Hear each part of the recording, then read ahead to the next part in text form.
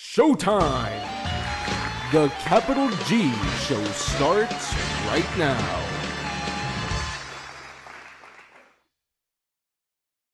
Let's be real, that ban list was an absolute bombshell for the TCG. Not only was the timing unexpected, as most predicted that an update would not come until after YCS Chicago, but the sheer amount of moving pieces was unprecedented. This is without a doubt one of the largest ban lists in the last decade. Some of the hits like Soul Charge, Rongo, and Topologic Gumblar Dragon were expected and requested, but others like Magical Midfield Breaker and Cyberstein came completely out of left field. Add that to two of the game's best 3 decks getting completely untouched and new meta decks coming out within 2 weeks, and this format might be one of the wildest we've seen in years. With that all said, I'm here to try to shed some light on the madness that will be the February and March 2019 metagame for Yu-Gi-Oh! And what the most competitive decks will be. There's a lot of contenders out there, but I've tried to narrow this deck down to just the elite, so without further ado, I welcome you to the top 5 Yu-Gi-Oh! Decks for the February and March 2019 format, the Yu-Gi-Oh! Hierarchy. Number 5, Nekroz. Hold on, Cap G, you're only 1 deck in and your list is already crap, is probably what a lot of you are thinking right now, but let me explain. For starters, I like to go outside the box with one of the spots on my list, but that doesn't necessarily mean that Nekroz isn't deserving of meta consideration. To me, it's inarguable that Nekroz took the biggest leap forward in terms of getting better. People have been asking for Charitz to return for years, but absolutely no one saw Brionic moving to completely unlimited status. These 2 changes skyrocket the consistency of the archetype. In addition, rituals in general will greatly benefit from the Savage Strike set. There's a reason I've been talking about what I call the ritual revolution on this channel for months, and now with cards like Pot of Extravagance, plus even more incantation support, ritual decks like Nekroz just get far more powerful and consistent in the early game. Think about it like this: Nekroz now have Brionic, Pot of Extravagance, Preparation of Rites, and every incantation card completely unlimited. Good luck picking which card to Ash Blossom, because I can promise you it's not going to stop them. They simply have too much deck thinning and searching now. I should also note that one of the biggest overlooked aspects of ritual decks like Nekroz is their ability to run Mega Zaborg. A lot of people don't realize that this card is actually a win condition against about 3/4 of the meta. Sending over half your opponent's extra deck to the graveyard turn 1 means decks like Salamangreats, Thunder Dragons, and Sky Strikers will never be able to use their extra decks effectively, and it essentially turns them into shitty beatdown deck. Keep in mind the incantations provide the 2 necessary monsters on field for those turn 1 Mega Zaborg summons to happen. Number 4, Salamangreat. As the Salaman ambassador, how could I leave my Salamangreats off this list? I've been telling you for months that this deck was going to be meta in the TCG, and most have finally realized I was right. I'll admit Salamangreat aren't just going to coast to being the top deck like they did in the OCG, because a couple of top decks over here didn't get hits on the ban list, but our deck is still phenomenal in its own right, and with no Maxi, I actually predict it'll be stronger in the TCG. Outside of maybe Pendulums, currently Salamangreat are the only meta deck that can get to an Infernity Barrier turn 1 at will. This makes breaking its established boards incredibly difficult, and despite being a back row deck, makes it incredibly resistant to evenly match, unlike Sky Striker and Altergeist. This deck can juggle its powerful spells, traps, and even Ash Blossom and Joy Springs for that matter, which leads to an incredibly strong grind game. Furthermore, it's one of the only super control decks in Yu-Gi-Oh! That can OTK at the drop of a hat. With Fusion of Fire, this deck can OTK through pretty much any commonly played monster in the meta, and even use opposing link monsters. For instance, if your opponent is foolish enough to put something like Borreload or Borrelsword Dragon on the field and not kill you that turn. The deck is all 1 type and attribute, which makes it immune to popular floodgates like Gozen Match and Rivalry of Warlords, but ironically this makes it completely susceptible to something like There Can Only Be One. I know that this is one of the best decks in the game that has powerful combos that use little to no resources, but it's completely unproven in the TCG, so I feel like the 4th place spot is fine right now.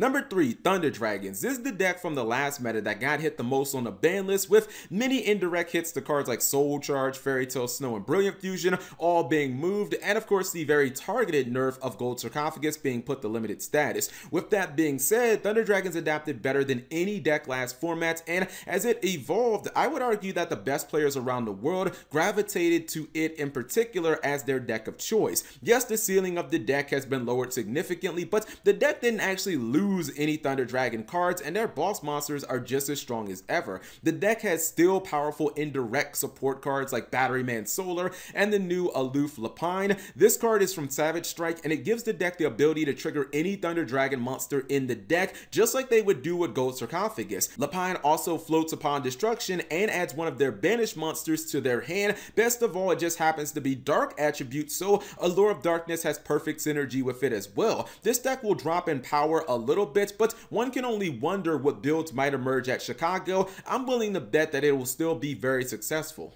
Number 2, Sky Striker. One of the biggest shocks from the list was the fact that Sky Striker received absolutely no hits whatsoever. Many, myself included, expected at least 1 or 2 hits to some of the support spells, maybe Mobilize, Engage, Widow Anchor. Some of those cards were up for debate as to if they needed to be put in check a little more than they currently were, but Konami must have decided that it was simply too early, or that over the past 2 YCS events, Thunder Dragons and Altergeist had just better showings, and thus the deck did not need any nerfs. Sky Strikers are insanely consistent, and they seemingly have a card for every situation. I'm not telling you anything that you don't already know. On paper, I would say that it should definitely be the best deck of the format. The thing is, Yu-Gi-Oh! Isn't played on paper, it's played on rubber mats, and the major problem seems to be every deck in the game is main decking hate for Sky Strikers, while they don't seem to be doing the same thing, or at least not as good as the other decks. Thunder Dragons and Altergeist can both main deck Imperial Order, which can just shut this deck down, and when you look at cards like Secret Village of the Spellcasters or a turn 1 Colossus, these can beat your entire Sky Striker deck. Strikers as a whole underperformed at the last 2 YCS, so I don't think I can give them the top spot on blind faith alone. My honorable mention is going to go to Prank Kids. Prank Kids, as expected, were not affected by the ban list in any way, and unless Konami feels like going after Instant Fusion anytime soon, the deck probably won't be in the future either. Even with Prank Kids shocking the world and winning YCS Milan, the deck did follow up with a fairly impressive showing with 2 players at the top cut in YCS Sydney, and keep in mind, that was with everyone at that event knowing full well what the deck was capable of. I feel like Altergeist is probably the deck's only true nightmarish matchup where it's fully in the opponent's favor, and although Prank Kids is fairly weak to cards like Called by the Grave and Goes in Match, I feel like a deck like Altergeist or Sky Striker, they're not going to be playing those cards all that often, so maybe they won't have to worry about them. I also believe that in a format that's going to be much more back row focused, Rip and Roar and Roaster is going to be more valuable, and keep in mind this deck can still make turn 1 totally awesome fairly easily, which can be a total pain in the ass to deal with, especially if you're not playing Called by the Grave. It seems like a fairly solid deck going first or second, which a lot of decks in Yu-Gi-Oh! Can't say. And finally, to our number 1, Altergeist. As of right now, Altergeist are the champs of the Yu-Gi-Oh! Meta,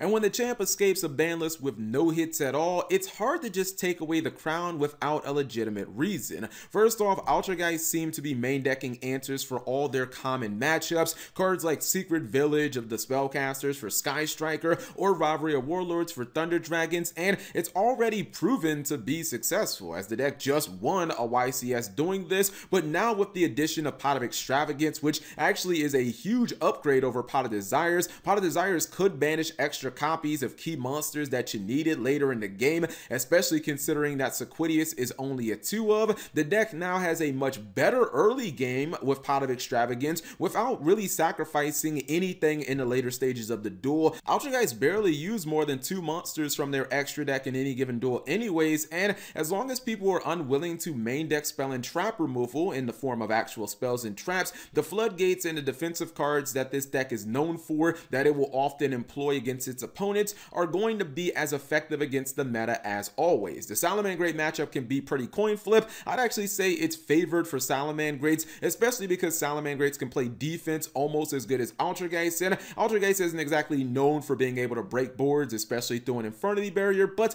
it does have a favorable matchup against nearly everything else in the meta, and really until someone knocks out the champ, the title is theirs. So I had to give the top spot to Altergeist because right now the deck is legitimately on a roll, and its biggest competition arguably, Thunder Dragons just got a significant nerf directly and indirectly. So let me know what you guys thought of this list. If you guys are interested in seeing a budget video, give this video a whole bunch of likes, and you know, I'll go ahead and I'll start working on that one. I'll try to get that video where every deck is like $100 or less or something like that, because I actually feel like this is going to be an excellent format for budget players as well. Anyways, let me know what you guys are going to play for this format with this colossal ban list. Leave it in the comment section below. Thank you guys for watching. As always, subscribe if you have not already, and turn on that notification bell for daily videos. This video has been brought to you by Audible. Get a free audiobook download and a 30-day free trial at audibletrial.com/megacapital-G.